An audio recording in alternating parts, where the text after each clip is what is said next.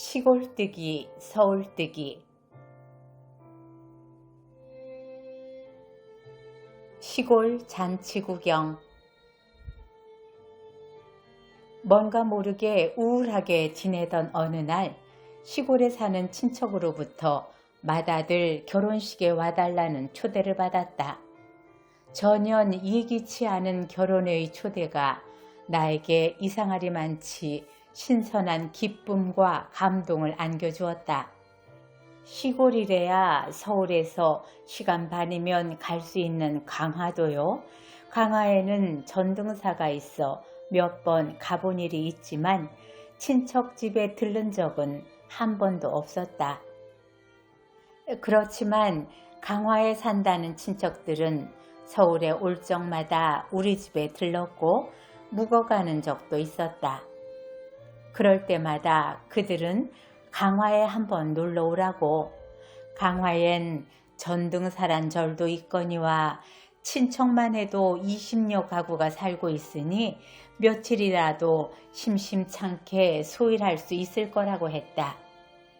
그런 그들에게 나는 내가 이미 몇 번이고 강화에 가봤다는 말을 할 수가 없었다. 그들은 강화까지 와서 그까지 절이나 보고 바닷가나 거닐고 친척집은 그냥 지나치는 나를 전혀 상상도 하고 있지 않았으므로 그런 말은 그들에게 어떤 배신감을 줄 것 같아서였다. 이렇게 이쪽에서 무심히 시들하게 대했다고도 할 수 있는 친척들의 생활에 나는 별안간 강렬한 호기심을 느꼈다. 그것은 어떤 명승지의 절경의 유혹보다 더 가슴 설레는 것이었다. 그렇다고 시골 생활에 새삼 목가적인 꿈을 가질 만큼 철 없었던 것은 아니다. 다만 도시인이라면 싫건 좋건 숨 쉴 수밖에 없는 각박한 정치적 경제적 현실을 어느 만큼은 외면하고도 살 수 있는 시골 생활, 사모관대와 족두리가 있는 결혼식 광경은 상상만 해도 유쾌했을 뿐이다. 나는 기온이 급강하한 날 아침 신촌에서 강화행 시외버스를 탔다. 버스가 도시권을 벗어나 김포 가도를 달리자 나는 서울에 다시는 안 돌아오기라도 할 듯이 에이 지긋지긋한 놈의 고장 하면서 멀어져가는 서울에다 대고 힘껏 삿대질까지 한번 했다. 읍내 차부에 친척 중의 한 사람이 마중 나와 있었다. 그러나 그가 앞장서 안내한 곳은 신랑집이 있는 호박골이란 마을이 아니라 차부에서 빤히 바라다 보이는 예식장이었다. 낡고 협소한 2층 건물 회색빛 담벼락에는 그날 짝지워질 무려 7쌍이나 되는 신랑 신부의 이름이 적힌 흰 종이가 바람에 을씨년스럽게 펄럭이고 있었다. 예식장은 2층이었고 계단 밑에 접수가 있었다. 접수 앞을 그냥 지나치기가 못해서 준비한 축의금을 내놓았으나 나는 뭔가 좀 서운했다. 왜냐하면 나는 그 축의금을 혼인잔치를 총지휘하랴 패백받을 준비하랴 허둥지둥 바쁜 신랑 어머니에게 직접 넌지시 건네주게 될 줄 알았다. 그리고 신랑 어머니가 와준 것만도 고마운데 뭘 이런 것까지 로 시작해서 구수한 너스레를 한바탕 떨면서 치마를 훌러덩걷고 융바지에 달린 자루만한 속주머니에 그것을 간직하는 모습을 보기를 원했다.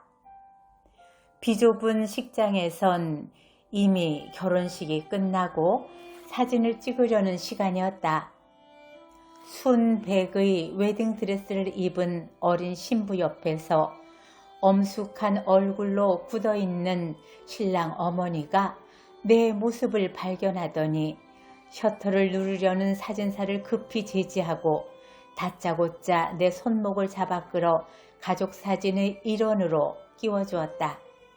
나는 좀 난처했지만 신랑 어머니의 단호한 태도에 질려 고분고분 굴 수밖에 없었다. 말이 가족 사진이지 일가 친척을 총망라한 대친족 사진이어서 사진사를 애먹이고 있었다. 더 우스운 것은 그 많은 사람들이 다 신랑 쪽 친족이고 신부 측 친족의 사진 촬영은 신랑 측이 끝난 다음 따로 한다는 거였다. 양가가 같이 찍으려도 너무 인원이 많아 그렇게 할 수밖에 없다는 거였다. 가족이란 개념 자체가 도시하고는 달랐다. 그래서 나는 차츰 따숩고 즐거운 기분에 휩싸이기 시작했다. 심리가 지척이던 시골이었는데 식이 끝나고 신랑 집으로 가는데 제각기 다투어 택시를 불러 타고 합승을 하는 광경도 재미있었다. 나는 허허한 겨울 들판을 걷고 싶다고 생각했으나 동행이 없었고 여기서 족인 줄 아느냐, 심리나 되는 데라고 누구나 심리를 강조하며 걷는 걸 만류했다. 어려서 시골서 자란 나는 그때의 시골 사람의 거리감으로 심리쯤이 얼마나 지척이란 걸 기억하고 있기 때문에 시골도 참 많이 변했구나, 많이 잘 살게 됐구나 생각할 수밖에 없었다. 삽시간에 읍내 택시란 택시는 싹 쓸어 호박골을 향해 흙먼지를 일으키며 줄달았다. 같이 합승한 친척들이 잠옷 자랑스럽게 신랑집이 얼마나 잔치를 잘 차렸나를 나에게 들려주었다. 떡을 5가마나 하고 돼지를 2마리나 잡았다고 했다. 나는 웃으면서 5마리겠죠? 하고 정정을 했다. 그 친척은 큰 잔치에 그까지 5마리를 누구 코에다 붙이냐고 한사코 5가마니를 주장했다. 나는 할 수 없이 그냥 웃었고 그 친척은 잠옷 자랑스러운 듯 으스댔다. 나는 속으로 아마 1가마쯤은 했나 보다 하고 생각을 고쳐하기 시작했고 또 우리 친척이 이 고장에선 떵떵거리고 사는 부장가 보다 생각되어 흐뭇하고 약간 으쓱하기도 했다. 그러나 당도한 신랑 집은 간살이 좁은 방이 2개밖에 없는 낡은 초가집이었고 부엌이랑 헛간이랑 그 밖에 해놓고 사는 게 30여 년 전 심리쯤은 지척으로 알던 시절의 우리 시골 마을의 집들과 조금도 다를 바가 없었다. 신랑 집의 혼란과 소요는 이루 말할 수가 없었다. 돼지우리가 있는 뒷뜰에 차이를 치고 임시로 마련한 숙소간에는 2개의 드럼통에 막걸리가 절절 넘치고 돼지 비계를 썰어 접시에 담는 남자들이 엉겨붙는 사람들을 뭐라고 고래고래 악을 써서 쫓아내며 세도가 당당했다. 한 접시 더 달라커니 그 방엔 아까 한 접시 들여보낸 걸 번연히 아는데 더 달라면 어떡하느니 대강 그런 소리였다. 5가마 떡살이 풍요와 그 이면. 추운 날인데도 마당이고 헛간이고 추녀 끝이고 멍석을 깔고 상만 하나 갖다 놨다 하면 사람들이 악모구리 끌듯 몰려들고 여기저기서 악들을 쓰곤 했다. 이웃집 방까지 얻은 모양으로 뒷문으로 음식을 담은 목판이 줄줄이 빠져나가고 손자를 너덧씩 데린 할머니들이 염치 불구 방으로 밀고 들어왔다. 도저히 발 들여 놓을 틈이 없는데도 손님들은 꾸역꾸역 밀어 닥치고 신랑의 부모는 그저 싱글벙글 누구든지 어서 오라고 환영을 했고 가는 사람은 한사코 못 가게 붙들었다. 그런데도 그게 조금도 인사치레 같지 않고 마음으로부터 우러나는 진심으로 보이니 기가 찰밖에 없었다. 나는 사람들 사이에서 숨도 못 쉬게 짓눌리며 이런 신랑 부모네들을 경의와 약간의 공포로 지켜볼 밖에 없었다. 참 모를 사람들이었다. 신랑의 부모들은 손님들에게 그런 불편한 대접을 하면서도 조금도 미안쩍어하거나 조바심하는 기색이 없이 의젓하고 여유마저 있어 보였고 손님들 역시 그런 불편을 당하면서도 짜증은커녕 끊임없이 우스갯소리를 주고받으며 흥겹고 만족해 보였다. 그들의 그런 여유는 어디서 오는지 나는 차라리 끔찍한 느낌이 들었다. 그 많은 사람들이 운이 좋으면 상에서 먹고 서서도 먹고 엉거주춤 하고도 먹고 끊임없이 먹고 먹은 사람도 또 먹고 또 먹었다. 먹을 수 없는 굳은 떡은 치마폭에 쏟으면 쏟았지 상에 음식을 남겨 내보내는 법이 없었다. 새로 먹으러 들어오는 손님은 있어도 먹었다고 물러나는 손님은 없었다. 신랑의 부모는 무한한 여유가 있는 마술의 방이라도 가진 사람처럼 손님들을 무한정 청해드리고 손님들은 손님들대로 무한한 여유가 있는 뱃속을 간직한 사람들처럼 먹고 또 먹었다. 나는 신랑의 누이뻘 되는 소녀에게 이 사람들이 도대체 언제까지 먹다가 갈 거냐고 물었다. 그녀는 태평스레 웃으며 큰 잔치니까 이런 법석이 며칠 갈 거라고 했다. 나는 비로소 5가마니의 떡살을 믿게 됐다. 그러나 처음 5가마니의 떡살 소리를 들었을 때 받은 그 풍요하고 흐뭇한 느낌 대신 지겨운 궁상이 연상되는 걸 어쩔 수 없었다. 벽 헐고 들여놓은 색시 세간. 신랑 어머니의 각별한 배려로 나도 상을 받을 수는 있었지만 꽤 시장한 속에도 먹을 만한 음식은 없었다. 떡국은 너무 오래 끓여 국물이 거룩하고 떡점은 끈적거렸고 인절미니 경단은 뻣뻣이 굳어 있었고 돼지고기는 덜 삶아서 핏기가 가시지 않은 비계떡이었다. 그렇지만 나는 그걸 먹을 수 없는 나를 도저히 안이 구워서 못 참아주겠다는 기분인가 하면 맛있는 척 억지로 먹어주는 내 위선과 인내도 안이 구워서 못 참아주겠는 실로 묘한 기분이었다. 신랑 어머니가 시장할 텐데 어서 먹으라고 했다.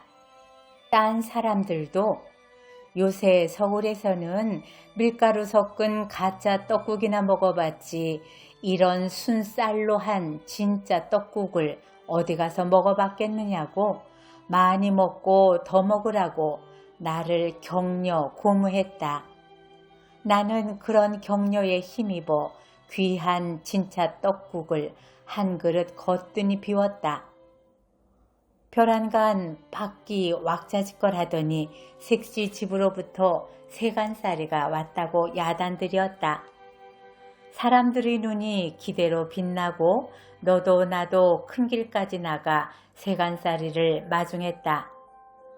나는 비로소 앞으로 신혼부부가 거쳐야 할 건너방을 들여다보았다. 분홍 꽃무늬 벽지로 도배를 새로 한 한 평 반 정도의 좁은 방이었다. 그런데 3년차에 실려온 장롱은 집채만 했고 화장대는 또 따로 있었다. 나는 큰일 났다 싶은 생각이 났다. 우선 내 키도 약간 수그려야 들어갈 수 있게 낮은 여닫이 문으로 그 장롱이 들어갈성 싶지가 않았다. 그렇다고 아직도 시집장가 안 들인 아들, 딸을 한 방에 수두룩히 데리고 있는 시부모니 안방을 내줄 수도 없는 처지였다. 그러나 세간살이를 맞은 시부모나 친척, 동네 사람들은 세간이 크고 번들거리는 것만 좋아서 환성을 지르고 부러워하고 며느리 잘 본다고 칭송도 하느라 도무지 정신들이 없었다. 나 혼자 조마조마 견딜 수가 없었다. 바로 이웃 동네 색시라면서 미리 방 형편을 알아보고 거기에 걸맞게 세간을 해오는 요량도 없다니 저게 무슨 주책이요 망신일까 싶어 안절부절을 못했다. 고와 보이던 색시가 벼랑간 미련퉁이로 보이기까지 했다. 그러나 정작 시부모들은 얼마든지 여유가 있는 마법의 방을 가진 분들같이 태연하고 다만 행복해 보였다. 아니나 다를까 세간은 문을 통과하지 못하고 걸렸다. 누군가가 잠옷 유쾌한 소리로 문지방을 뜯어내고 옆 기둥도 빼내라고 했다. 쾅쾅 망치 소리가 났다. 한두 잔씩 받아 마신 막걸리에 얼근하게 취한 신랑 어머니가 춤을 덩실덩실 추었다. 장롱을 위해 집을 허는 망치 소리가 흥겹게 울리고 잔치의 흥은 드디어 절정에 달했다. 나는 시골뜨기라고 생각했으나 사람들은 부러운 듯이 모두 한마디씩 했고 곧 삼동네 사동네로 이 신나는 소문은 퍼지리라. 아무개네 새 며느리는 어찌나 큰 장롱을 해왔는지 글쎄 한쪽 벽을 헐어내고 들여놨대 하고 나는 저녁 때쯤 그 집을 하직했다. 집에다는 하룻밤 자고 오마 하고 떠난 길이었는데도 그렇게 했다. 신랑 어머니가 그 어려운 나들이 해가지고 하루도 묵어가지 않는 법이 어디 있느냐고 한사코 붙들고 늘어졌다. 나는 시부모 모시고 있는 몸이 어디 그럴 수 있느냐고 능청을 떨었다. 모든 사람이 나를 칭송하고 나를 놓아주었다. 순 쌀로만 한 떡도 시어머니께 맛배라고 한 보따리 싸주었다. 너무 많이 싸주어 심리를 걸어 나오는 동안 어디다 던져버리고 싶도록 무거웠지만 차부까지 잘 가지고 나왔다. 겨우 막차를 타고 서울의 불빛이 가까워지자 그렇게 반가울 수가 없었다. 버스가 휘황한 도심으로 빨려들자 나는 아침나절 도시를 빠져나가면서 느꼈던 것과 똑같은 자유로움을 느꼈다. 나는 나를 시골뜨기라고 생각하기를 좋아한다. 특히 세련되고 교양 있는 사람 앞에서 느끼는 소원감, 화려한 장소나 사교적인 모임에서 남과 잘 어울리지 못하고 촌딱같이 빙충맞게 구는 것 등이 다 내 뿌리 깊은 시골뜨기성 때문이라고 생각했었다. 그렇다고 그걸 부끄럽게 알고 지내왔다기보다는 오래 간직하고 싶은 소중한 걸로 알고 지내왔었다. 그런데 이번에 강화 나들이를 다녀오고 나서는 그런 내 시골뜨기 성에 대한 자신마저 없어져 버렸다. 나는 제대로 된 시골뜨기도 못 되고 딱 바라진 서울뜨기도 못 되고 얼치기쯤 되는가 보다. 1975년 작.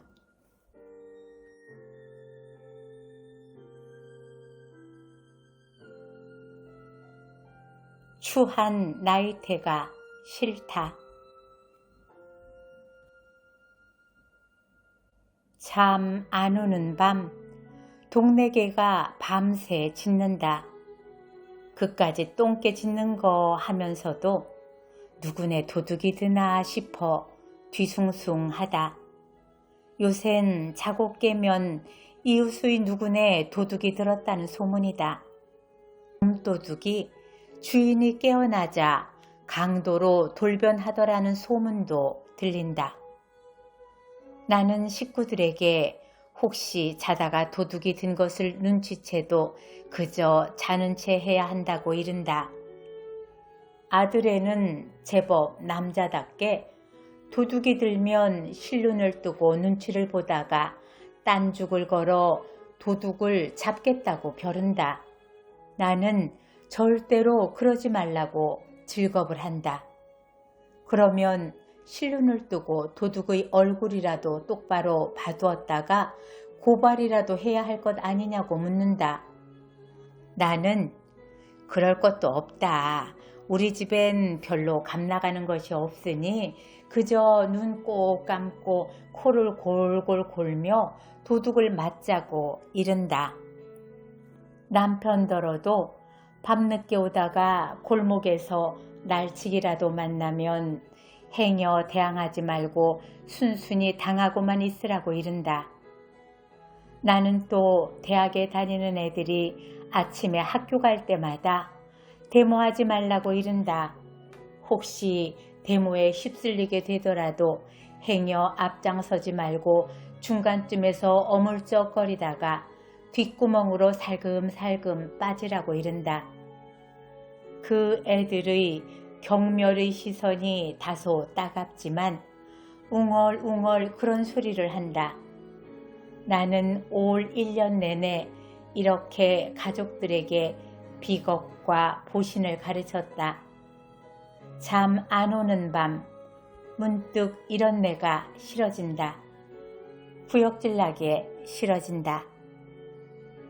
이런 1년을 또 보내고 또 한 살 미운 나이를 먹고 추한 나이테를 두를 내가 싫다. 잠 안 오는 밤 나는 또 1년 동안 내가 작가랍시고 쏟아놓은 말들이 싫어진다.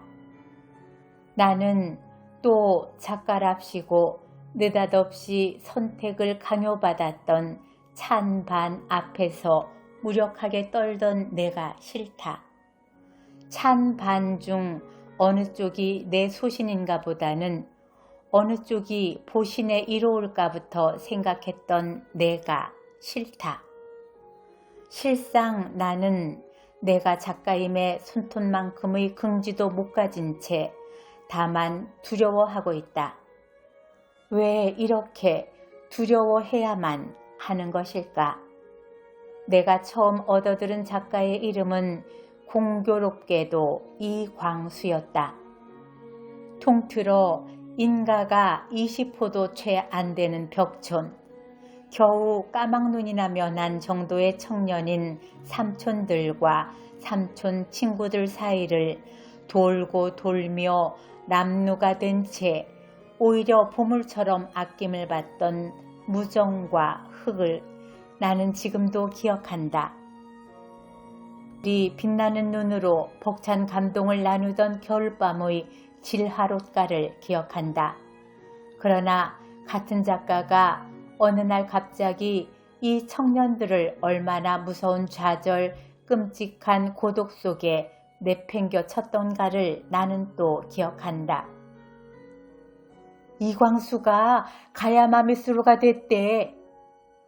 청년들은 다 일본 병정이 돼야 한다고 연설까지 했대. 세상은 한층 암울해지고 백성들은 성을 갈고 청년들은 일본 병정이 됐다. 그 시대엔 누구나 그렇게 살 수밖에 없었다. 그렇지만 이광수의 가야마 미스로만은 용서할 수가 없다. 이해할 수는 있어도 용서할 수는 없다. 그가 작가였기에 침묵만 했어도 독자들에게 감사와 용기를 줄 수 있을 만큼 영향력 있는 작가였기 때문에 그를 용서할 수가 없는 것이다. 내가 그를 용서할 수 없는 한 나는 내가 작가임을 두려워할 밖에 없을 것이다. 비록 그처럼 문학사에 남을 작가는 못될 망정, 작가라면 반드시 그 시대의 고민을 앞장서 걸머져야 한다는 엄청난 고난의 운명 때문에 작가라는 이름이 두렵다. 이렇게 글쟁이임조차 두렵고 힘에 겨워 잠 안 오는 밤, 나는 나다운 비겁한 탈출을 꾀한다. 언제적 내가 글 써먹고 살았나? 이렇게 생각하면 한결 속이 편해진다. 하긴 한때 작가였다 만 사람은 보기에 딱하지만 여자는 그렇지도 않을 것 같다. 주부라는 꽤 괜찮은 평생 직업이 남아있기 때문일까? 한때 작가였다 만 남자는 생각만 해도 정남이가 떨어진다. 설사 운수가 좋아 높은 벼슬자리에 올랐거나 돈을 왕창 벌어 재벌이 됐다 손치더라도 그 출세에서 썩은 냄새가 풍길 것 같다. 그러나 한때 작가였던 여편네, 한때 작가였던 아무개 엄마, 과히 나쁠 것도 없을 것 같다. 잠 안 오는 밤 내가 한다는 생각은 고작 이런 생각이다. 내가 얼떨결에 작가라는 딱지를 붙이게 됐을 때만도 별 감동도 별 야심도 없었지만 단 하나 여류 작가는 안 되리라. 어떡하든 그냥 작가가 돼보리라 다짐했었다. 그런 내가 3, 4년의 알량한 글쟁이 생활 끝에 도달한 결론이 겨우 여자라는 것으로 어떤 탈출구를 삼아 보려는 거니 한심할 밖에 없다. 그래서 나는 이런 내가 싫다. 이런 내가 쏟아놓은 비비 꼬인 말들과 비겁하게 복면한 말들이 싫다. 그리고 이 긴 겨울이 싫다. 개 짖는 소리만이 충만한 이 긴 잠 안 오는 음습한 밤은 정말로 싫다. 1974년작